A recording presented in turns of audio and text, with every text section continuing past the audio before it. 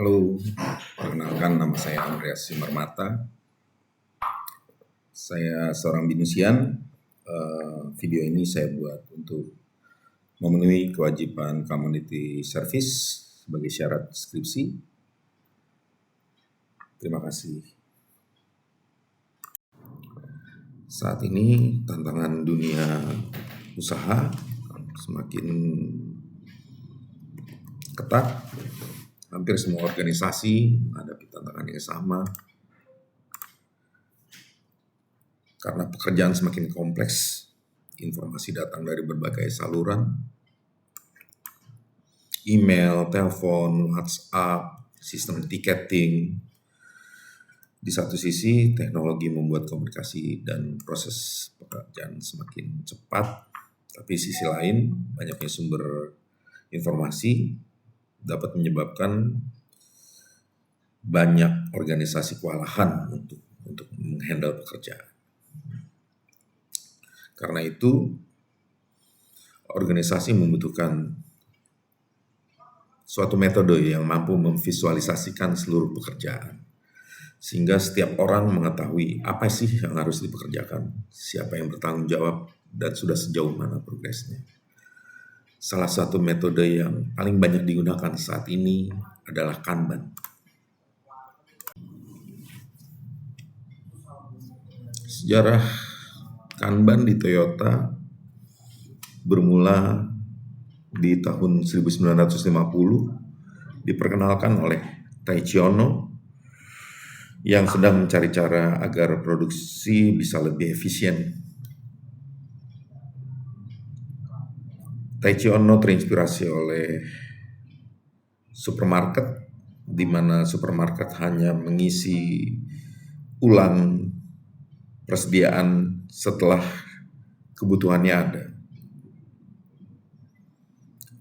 Hal ini diterapkan di Toyota yang berdampak alur produksi full flow yang memperlancar proses kerja dan produksi serta mengurangi produk berlebih, juga akhirnya proses produksi bisa berjalan jauh lebih efisien dari sebelumnya.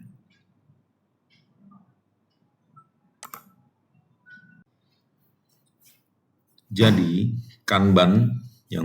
Kanban juga merupakan bagian dari lean management yang bertujuan untuk menciptakan nilai maksimal bagi pelanggan dengan menghilangkan aktivitas yang tidak bernilai tambah atau waste.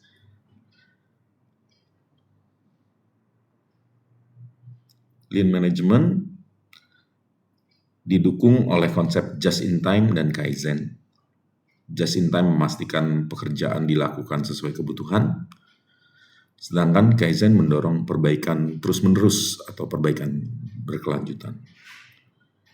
Di sini Kanban berfungsi sebagai alat visual yang membantu organisasi menerapkan prinsip-prinsip tersebut dengan konsisten.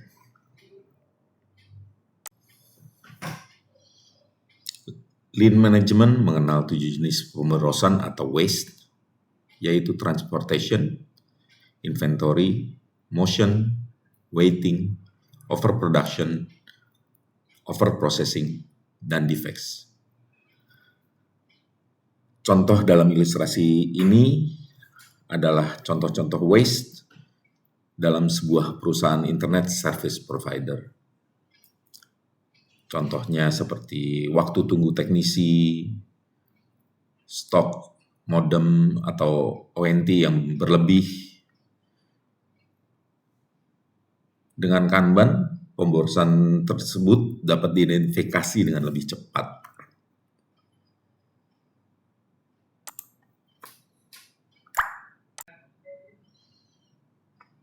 Lima elemen utama Kanban meliputi visual workflow, work in progress, pull system, continuous flow, dan continuous improvement.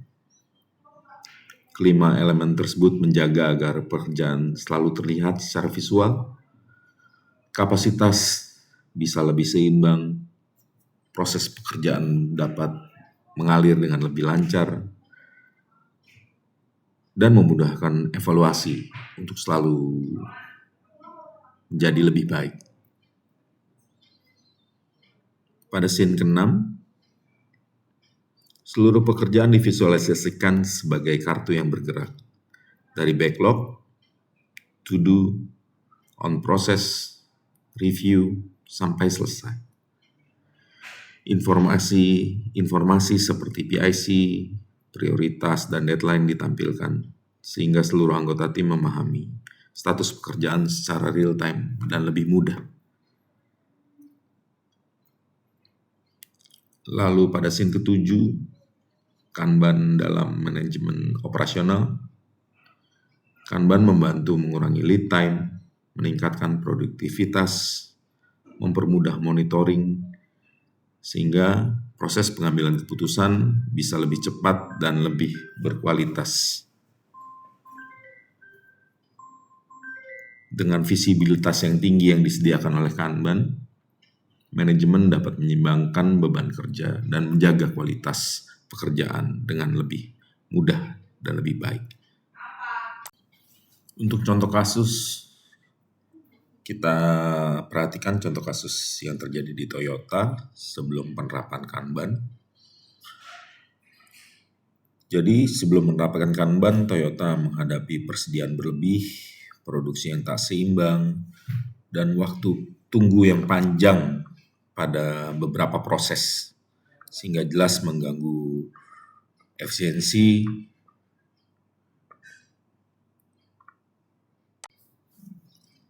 Saat Toyota mulai menerapkan Kanban, berikut ilustrasi pull system.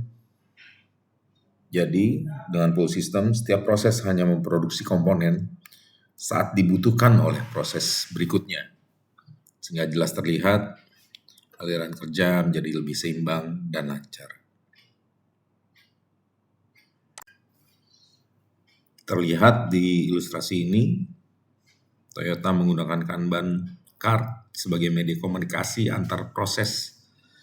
Jadi setiap bagian hanya mulai bekerja ketika menerima sinyal permintaan dari proses berikutnya.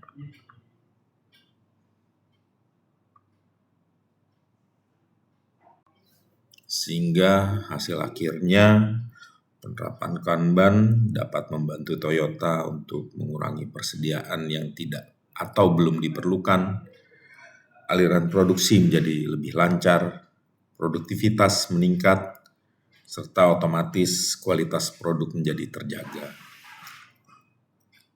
Cerita sukses penerapan Kanban di Toyota ini membuat Kanban semakin dikenal dan akhirnya digunakan luas di berbagai industri. Berikut adalah contoh animasi dari penerapan Kanban di Toyota.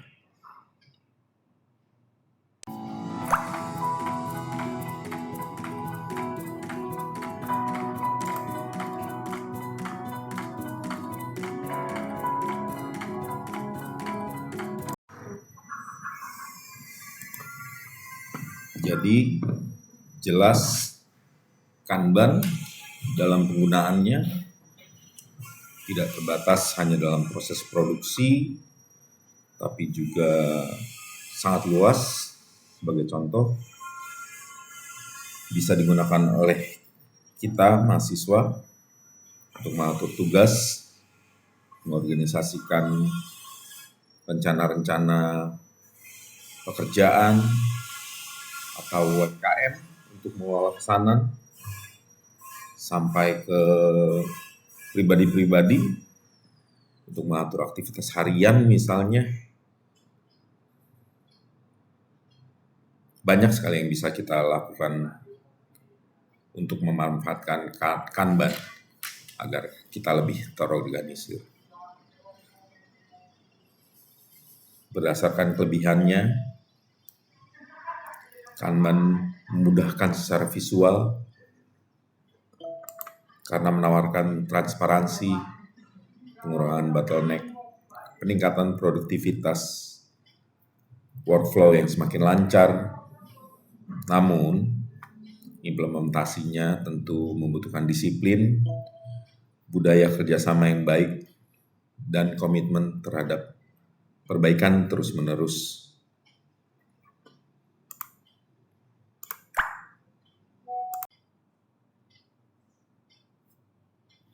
Jadi, sebagai kesimpulan, Kanban bukan sekedar papan tugas, melainkan filosofi manajemen yang diciptakan oleh Toyota dengan visual workflow,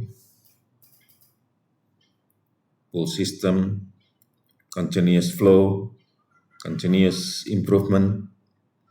Kanban membantu organisasi meningkatkan efisiensi dan kualitas layanan.